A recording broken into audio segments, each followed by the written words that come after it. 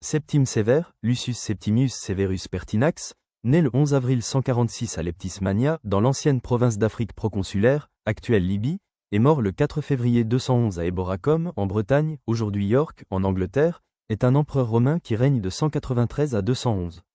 D'ascendance libyco-punique par son père et italique par sa mère, Sévère réussit à se faire une place dans la société romaine et à mener une carrière politique prospère, au cours de laquelle il devient gouverneur de Pannonie.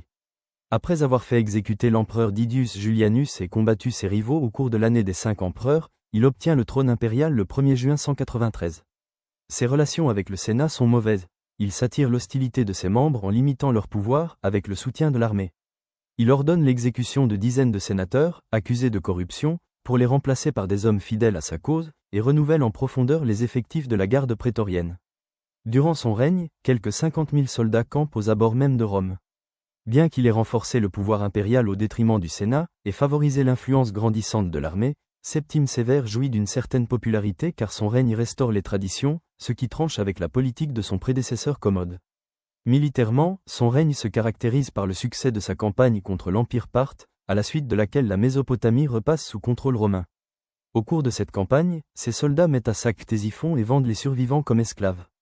À son retour à Rome, un arc de triomphe dit « Arc de Sévère » est érigé pour commémorer cette victoire. Dans les dernières années de son règne, il doit intervenir contre des incursions barbares.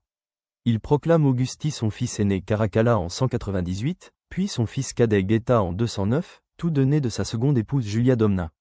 En 209, il envahit la Calédonie, mais ses ambitions sont interrompues lorsqu'il tombe gravement malade l'année suivante. Il meurt en 211 à Eboracum et ses fils lui succèdent, fondant ainsi la dynastie des Sévères, qui perdure jusqu'à la crise du IIIe siècle.